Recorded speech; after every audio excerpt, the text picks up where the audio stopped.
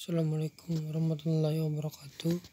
Saya Muhammad Rode ingin mempresentasikan hasil kerja saya dan saya kelas 11 TKJ saya tentang definisi komunikasi. Komunikasi dapat dipahami sebagai jalanan proses di mana seseorang maupun sekelompok orang menciptakan serta menggunakan sejumlah informasi agar saling terhubung dengan lingkungan sekitar. Secara umum, komunikasi dapat dilakukan secara verbal serta dapat dipahami oleh kedua belah pihak berkaitan. Komponen utama dalam komunikasi komunikator atau communication, yaitu subjek yang menerima pesan atau informasi atau berita. B. Komunikan atau communicate, yaitu subjek yang menerima atau dituju berita yang dikirimkan. C. Pesan atau berita atau warta message. Dan D. Respon yaitu tanggapan. E. Media total teknologi, yaitu alat yang dipergunakan untuk menyampaikan warta pesan. Sejarah perkembangan teknologi komunikasi. Menurut sejarah organisasi Accounting, komunikasi data memiliki akar awal tahun 1837 menunjukkan sistem telegraf Samuel Morse. Perkembangan telekom meningkatkan telegraf. Menurut sejarah komputasi, Alexander Graham Bell memperkenalkan telepon pada tahun 1876. Koneksi komputer wireless, perkembangan teknologi handphone protokol. Contoh media komunikasi masa sekarang adalah A. Satelit, B. Modem, C. Telepon, D. Handphone 3G, 4P 3G. Sejarah GSM diawali dengan diadakan konferensi pos dan telegraf di Eropa pada tahun 1982. 2. Perkembangan teknologi HP 3G. A. Generasi pertama 1G, generasi kedua 2G, generasi ketiga 3G, generasi keempat 4G sampai sekarang. Karakteristik komunikasi data. Efektivitas sistem komunikasi data tergantung pada 4 karakteristik yang mendasar pengiriman: akuransi, ketetapan waktu, dan jitter. Sistem harus mengirimkan data ke tujuan yang sesuai. Data harus diterima oleh perangkat yang dimaksudkan atau pengguna dan hanya oleh perangkat atau pengguna. Elemen komunikasi data. 1. Source, sumber penghasil data untuk ditransmisikan. 2. Transmitter, pengirim. Sebuah transmitter cukup memindah dan menandai informasi dengan cara yang sama. 3. Transition system, sistem transmisi merupakan jalur transmisi tunggal, single transmission line, atau jaringan kompleks network sebagai penghubung antara sebuah sumber dengan destinasi tujuan. Source, sumber penghasil data untuk ditransmisikan. Transmitter, pengirim. Sebuah transmitter cukup memindah dan menandai informasi dengan cara yang sama. Transmission system, sistem transmisi merupakan jalur transmisi tunggal, single transmission line, atau jaringan kompleks network sebagai penghubung antar sebuah dengan destinasi tujuan. Faktor-faktor yang mempengaruhi komunikasi data. Faktor yang mempengaruhi komunikasi yaitu 1. Pengetahuan. Seorang komunikator yang memiliki tingkat pengetahuan tinggi, ia akan lebih mudah memiliki kata-kata diksi untuk menyampaikan informasi baik verbal maupun non-verbal kepada komunikan. 2. Perkembangan mencakup 2 aspek. Pertumbuhan manusia dengan keterampilan menguasai bahasa. 3. Persepsi adalah suatu cara seseorang dalam menggambarkan atau menafsirkan informasi yang diolah menjadi sebuah pandangan. 4. Peran dan hubungan memiliki pengaruh dari proses komunikasi tergantung dari materi atau permasalahan yang ingin dibicarakan, termasuk cara menyampaikan informasi atau teknik komunikasi. 5. Lingkungan. memiliki pengaruh dalam komunikasi. 6. Emosi adalah reaksi seorang dalam menghadapi suatu kejadian tertentu. 7. Kondisi fisik mempunyai peranan yang penting untuk berkomunikasi. Semua indera memiliki fungsi-fungsi yang digunakan dalam kelangsungan komunikasi. 8. Jenis kelamin. Kaum perempuan menggunakan teknik komunikasi untuk mencari konfirmasi, meminimalkan keintiman.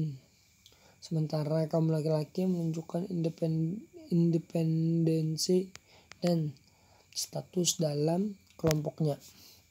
Sinyal analog. Sinyal analog adalah sebuah sinyal data yang berbentuk gelombang yang begitu kontinu yang akan membawa suatu informasi dengan merubah karakteristik dari gelombang.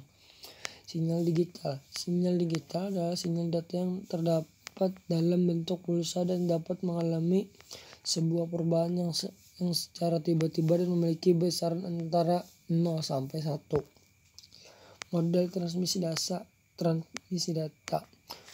Komunikasi data simplex. Cara kerja komunikasi simplex, data dikirim hanya satu arah saja sehingga komunikasi yang terjadi si pengirim dan si penerima akan tetap arahnya. Jika menerima maka menerima selamanya, jika mengirim maka mengirim selamanya. Contoh, stasiun televisi ke televisi pelanggan, di mana pelanggan hanya menerima siaran saja, tidak dapat mengganti isi tayangan dari suatu channel televisi. Komunikasi data head duplex. Komunikasi ini antara penerima dan pengirim yang pengirim bisa saling berkomunikasi tetapi tidak dalam waktu bersamaan, harus gantian. Contohnya talkie-walkie yang bisa digunakan oleh para satpam, polisi, dan lain-lain. Komunikasi full duplex. Komunikasi ini kedua pihak bisa saling mengirim dan menerima dalam waktu bersamaan. Contohnya penggunaan handphone, telepon, smartphone. Ini contoh gambarnya. Simple, head duplex, full duplex. Transmisi serial. Transmisi serial adalah transmisi data di mana dalam satuan waktu hanya 1 bit yang disalurkan. Dengan demikian data yang terdiri atas banyak bit dikirim secara berurutan satu per satu. Setiap komputer dilengkapi dengan saluran serial atau serial port RS-232C, yaitu saluran yang bisa menerima atau mengirim data secara serial. Transmisi paralel. Transmisi paralel adalah transmisi data di mana dalam satu satuan waktu beberapa bit, biasanya 8 bit, bisa disalurkan bersamaan pada komputer tersedia. Juga disalurkan paralel atau paralel port, misalnya saluran yang dihubungkan dengan printer ketika akan mencetak data. Baseband. Baseband adalah sebuah metode pengguna media komunikasi yang frekuensinya dilewati melalui suatu pembawa untuk pengaliran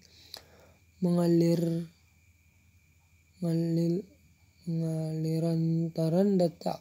Oleh karena itu dalam suatu media tersebut hanya terdapat satu sinyal yang berisi informasi. Salah satu pengguna adalah Ethernet.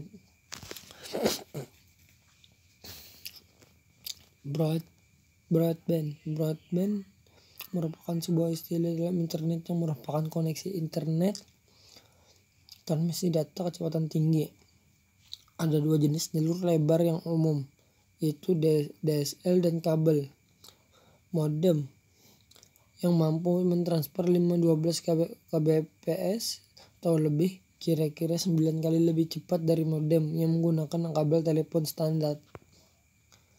Ini contoh gambarnya metode transmisi data baseband dan broadband.